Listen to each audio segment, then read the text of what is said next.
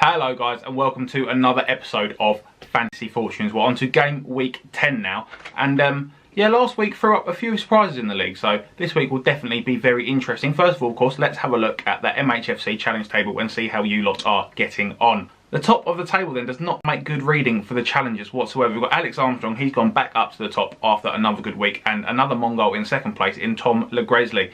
And the nearest challenger is John DeGraff Johnson in third place, a good 50 points behind Al Armstrong in first place. So there's definitely some catching up to do, challengers. Come on, we need some better competition. Straight into the fixtures. The first game is definitely the biggest of the weekend by far. It's a 12:30 kickoff on the Saturday, and it is Manchester United playing at home to Tottenham. Now, Man U, very surprisingly, big shock of the week last week.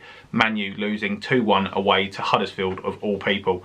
Looked leaky at the back, didn't look particularly threatening going forwards at all either. And Spurs couldn't have been more different. Finally seemed to have got over their hoodoo at Wembley in the league, absolutely destroying what was quite a good Liverpool side. I mean, they were shocking at the back, but you'd expect Liverpool to cause them more problems than they did. Spurs looked very comfortable. So you've got to make Spurs favourite for this one, really, after recent performances. Spurs coming from the Bernabeu, getting that result at Wembley again against Liverpool. Man U looking very poor in the Champions League and just struggling to find Lukaku, struggling to find goals. So got to make Spurs favourite for this one. I think this could be a 2-0 or a 3-1 and a really big statement from Spurs in the game this weekend. So I'm going with Tottenham players, and when you're looking at Tottenham players, your main guys, you've got Kane, obviously 12.5 million, expensive, but he loves a big game and he's just goals. Dele Alli finally got himself a goal. Is that going to kickstart his season? He's not been playing too well this season in my opinion, but this season he really could do something special, especially in a big game like this, and he's about 9.3 million, so he's not too bad. Christian Eriksen, a bit more reliable, a bit more consistent, but you pay 0.3 million more for that privilege. If we're looking at Man U, in fairness, there's nobody that's been consistent. Lukaku stopped scoring goals, and he's far too expensive to put in on a whim. Rashford is about the only player you can realistically take a punt on. He's been very consistent for Man U, getting himself some goals and getting himself a few assists as well. And at 7.6 million, he might be worth a punt. But in my books, this is Spurs' favourite. Spurs win. The second game then we see Arsenal playing at home to Swansea City, and Arsenal had a very comfortable 5-2 win away at Everton last week. Swansea with a disappointing 2-1 loss against a managerless Leicester City, really. So you've got to have, say, Arsenal firm favourites for this one. They look like they're going to be scoring goals as well, and you've got Sanchez and Ozil both playing well again and playing together, which is very important for Arsenal, providing Lacazette. That trio looked very dangerous, but that trio is very expensive. If you want a bit of a cheap one, in my opinion, the guy you want to go for in this one is Aaron Ramsey, 7 million. I mean, he had so many chances at the weekend against Everton. You would expect him to have put a few more away, but for only 7 million, he's only got to put one of them away for him to be worth your while. So I definitely would stick him in there this week. At the back, obviously, Nacho Monreal as well. You think they're going to keep a clean sheet? You'd like to think they're going to keep a clean sheet. He's your guy. He's been going forward, scoring goals as well. In terms of Swansea, I can't really see them getting a goal in this one, even though Arsenal did look very shaky at the back there. I nearly said West Ham just because that's just in my head at the minute how bad we were last week. But yeah, Arsenal looked a bit suspect at the back. The pace of Tammy Abraham and the tenacity of Tammy Abraham could put Czech under a bit of pressure, and if we see a few mistakes from him again, then they could nip a goal. But I think Arsenal fans especially would like to think that this is going to be a comfortable win to 0. And then I don't really want to say too much about this next game, to be honest. We've got Crystal Palace playing at home to West Ham. West Ham absolutely awful against Brighton. I'm finally kind of losing my faith in West Ham and thinking that we really are going to be in some serious trouble now this season. Crystal Palace had a good win, obviously, against Chelsea. Lost away from home last week, but back at home this week, you're going to think they're going to be quite strong again, especially with Wilfried Zaha back in that side. And he's one of the main people I would say to put in your team this week. Wilfried Zaha, 6.7 million. He's going to be breaking ankles in that West Ham defence, I think, at home this weekend. And a bit cheaper option as well. You've got Johan Cabaye, about 5.4 million. Andros Townsend, 5.7 million. Andros is just basically, well, as inconsistent as Wilfried Zaha, to be honest, but like I say, he's a bit cheaper than Wilfried Zaha. Johan Cabaye, though, obviously takes penalty, free kick taker as well. At 5.4 million, he could be a very good shout, especially with the amount of penalties that West Ham are giving away at the minute. In terms of West Ham, ignore them all. Then moving on to Liverpool versus Huddersfield. Kind of a reverse. Obviously, you had Tottenham and Man U. They played these two teams last week, and now these two teams are playing each other this week. So yeah, definitely going to be interesting if you go on those results. Obviously, Liverpool got absolutely smashed at Wembley by Tottenham, and Huddersfield, massive win against Man U at home. But then you've got the reverse of this now. So we've got Liverpool playing at home, we've got Huddersfield playing away. Huddersfield definitely not going to be the same away from home, I don't think. And Liverpool will be looking for a big comeback performance. We saw them put in a massive 7-0 win against Maribor in the midweek when they had a disappointing result in the league. Disappointing result in the league again this week. Can they react to that and get themselves a few goals? And obviously you've got the three main guys that you're going to be wanting to put in if you're thinking Liverpool goals. You've got Mohamed Salah, you've got Philippe Coutinho, and you've got Firmino. You're paying between 8 and 9.5 million for those three, so maybe pick one of them. I'd always put Salah as the main one you think is going to get goals in that, but at 9.3 million he is the most expensive. Maybe Coutinho as well. Set pieces could be very, very important in this game, so his delivery is going to be key if Liverpool are going to come up with a result in this game. As for Huddersfield, can't really say a lot about them for them in this one. Obviously they had a very standout performance last week, but I think it's going to be back to reality after this game week. And now we're talking about Watford versus Stoke. And in Watford, the only two players that you really even need to talk about are Doucouré and Richarlison. Richarlison especially, I mean, he gets in such good positions. He's such a young talent. The only thing that's lacking at the minute is his finishing, which is a shame because obviously you're not going to get some points if he can't finish his dinner. But he always normally puts one of them away. And at 6.3 million as well, he is a snip. Doucouré as well. He's Watford's Yaya Toure, basically, or Yaya Toure from 2 or 3 seasons ago, not current Yaya Toure. But that is the kind of player. He's a very, very good box-to-box midfielder, and in the 5 millions as well, he is a complete snip. Now, he may not get as many goals as Richarlison or as many opportunities, but when he does get an opportunity, he normally puts them away. When we look at Stoke, they're in a very, very bad run of form at the minute, losing at home to Bournemouth last week. The only player of theirs that is in any form at all is Baram Diouf. As a striker, he's a bit of a risk playing away. Not particularly sure he's going to get more chances. He has scored 3 in his last 3 games, but that may be the end of it for him. But he's about the only player I would take a punt on. Other than that, I'd ignore Stoke completely. And then we move on to the Man City game. Now, they are playing away at West Brom this week, which could be a potentially tricky fixture for them, but West Brom have been looking a bit leaky of late. Man City, obviously, you could put in the majority of their team and they're likely to score points. The only problem with Man City under Pep Guardiola is trying to pick the team that they're going to play. He did a couple of weeks ago field the same starting 11 for the first time. I think he's pretty much ever done that in his entire career. And he played a surprisingly strong team against Wolves in the Carabao Cup midweek. Aguero started, Gabriel Jesus started. So yeah, that was a bit of a shock. And they didn't play too well. I mean, they got taken to penalties by Wolves, so that'd be a disappointing performance for them. They'll have played more minutes than they've wanted to. So the question is, who is going to start for Man City against West Brom? The only people that have been starting every single game, really, is that you've got Kevin De Bruyne and you've got David Silva. Now, Kevin De Bruyne, obviously, in the talk for the best midfielder in the world right now. 10 million, though, obviously, you pay for that. David Silva, bit cheaper. Team captain, though, 8.3 million. Leroy Sané, he has been in the form of his life at the minute.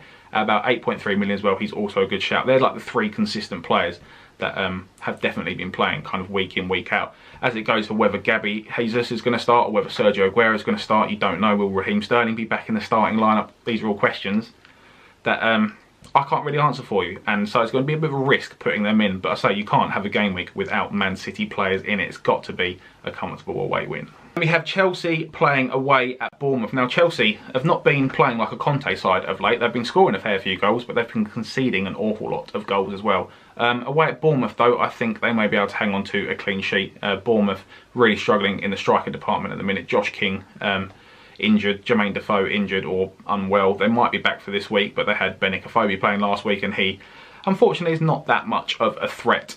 When you're looking at the Chelsea side, like I said, they've been leaking goals, but I think they're going to have to put in a very, very solid performance here. Kind of re-stabilise, really, in the league, because it has been looking a bit shaky of late. Obviously, Michy Batshuayi saved their bacon last week. Will he get the start over Morata this week? I mean, you feel like he deserves it, but it would be typical for Michy Batshuayi if he was left on the bench again.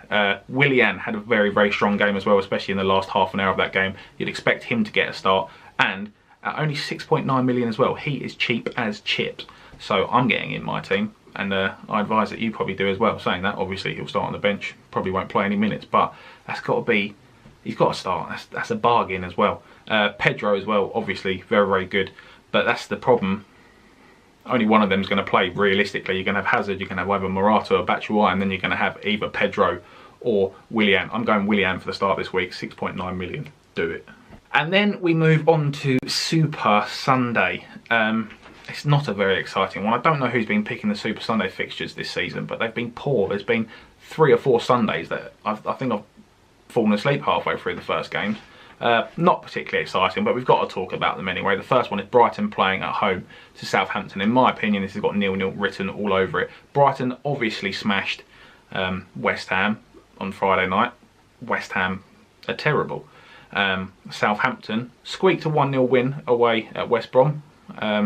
Or were they at home to West Brom? They beat West Brom anyway by 1-0. Was it Buffal coming off the bench and scoring a bit of a blinder? So yeah, I mean, in terms of consistency, Southampton don't have anyone. Like I said, there've been a couple of players coming off the bench to save their bacon in recent games.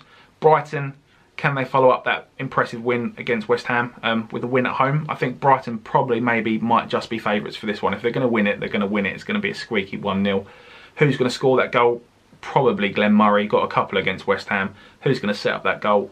Probably Pascal Gross. He's been involved in absolutely anything. I saw some statistic about how he's been involved in or created more chances or something than Kevin De Bruyne has this entire season, or in 2000 or since 2015, something like that. Basically, all I'm saying is that he's probably better than Kevin De Bruyne. So at least get him on your bench because he's cheap as chips and his price is only going up week after week. Then moving on to the battle of the recently sacked manager clubs, which I know it doesn't have the best ring to it, but what I mean basically, we've got Leicester versus Everton, both of which have recently lost their manager. Ronald Koeman leaving Everton as recently as last week.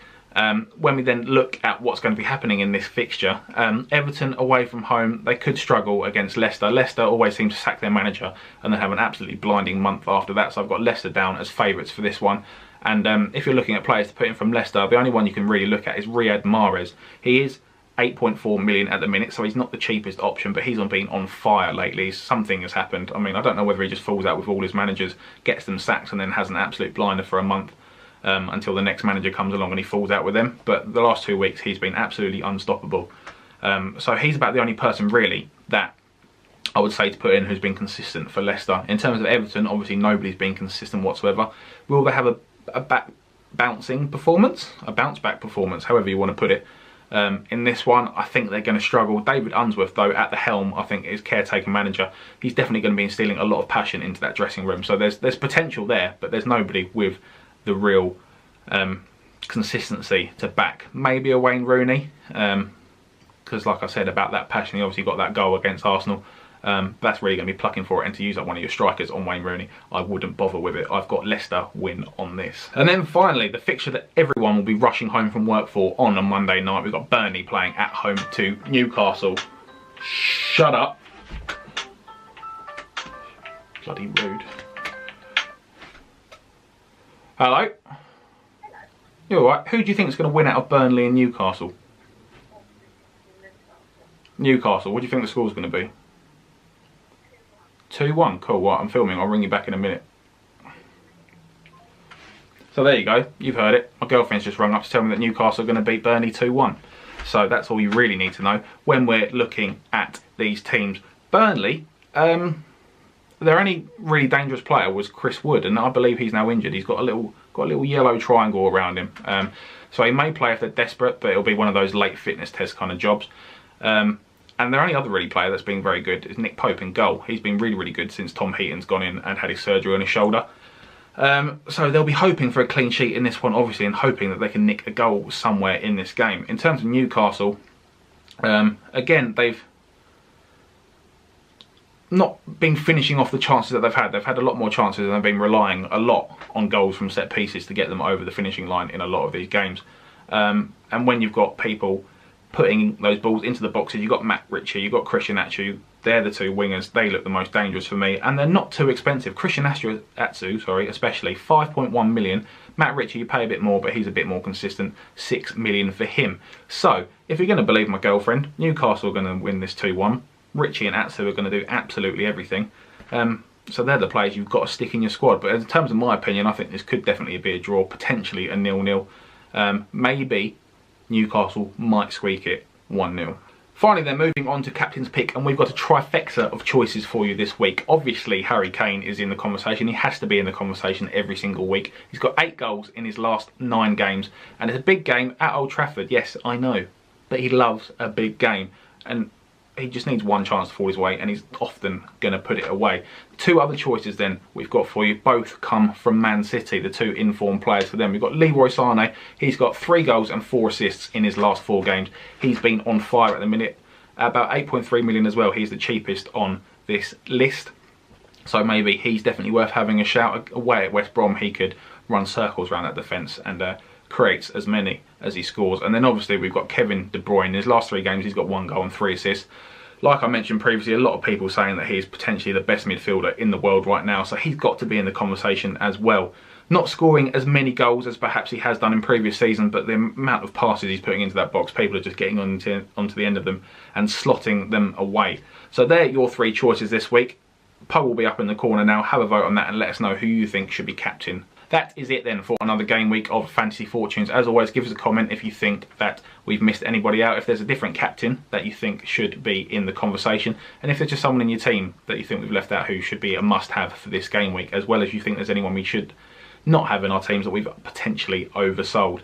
And of course, if you do like this series, then don't forget to like and subscribe to. Make sure that you're one of the first to watch every single one of these episodes as soon as they come out, as well as checking out all of our next level vlogs and next level football league highlights. So that's it for one more week. Good luck for the week ahead, everybody, and it's on to the next one.